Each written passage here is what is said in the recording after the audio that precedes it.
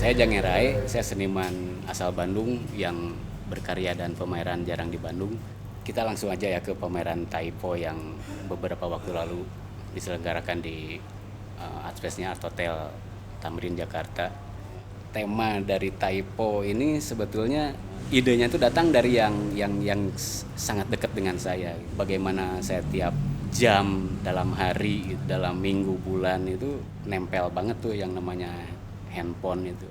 Di sana kita kan nggak diem gitu, di sana kita ngobrol gitu. Nah ngobrolnya itu kan pakai pakai tulisan gitu, Pak. Pakai cat. Dari kesalahan menulis itulah typo gitu.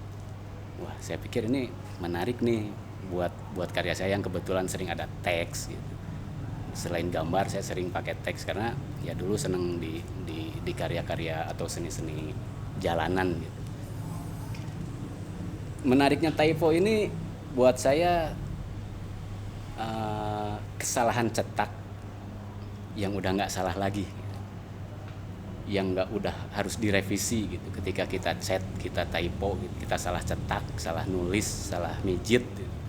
Udah nggak harus direvisi. Yang baca udah ngerti. Gitu. Nah itu yang menarik. Nah saya simpan deh di karya saya. Gitu. Dan benar orang itu masih ngerti apa yang tertulis sana walaupun saya sengaja disalah cetakan gitu loh.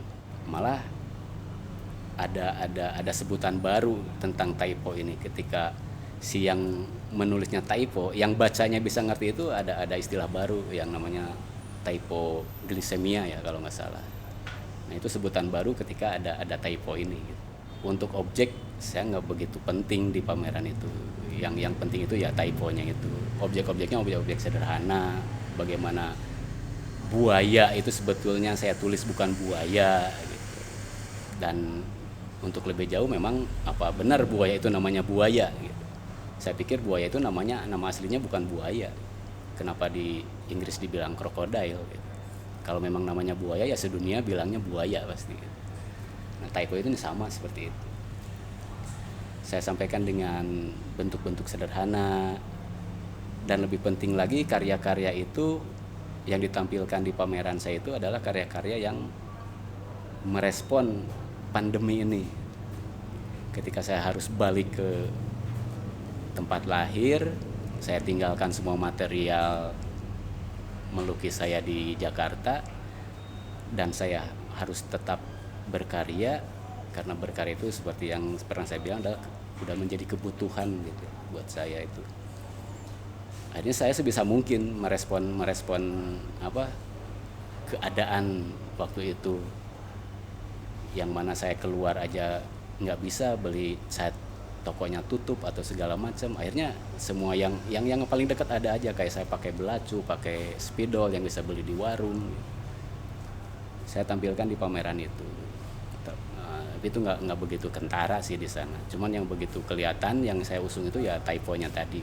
Bagaimana sebuah budaya yang baru, apalagi anak-anak muda yang sering mengotak-ngatik kalimat, kata atau huruf. Dan saya pikir itu Indonesia lebih dapat gitu, dengan kebiasaan seperti itu. Saya pikir di Barat itu nggak ada kebiasaan mengotak-ngatik huruf, merandom huruf gitu.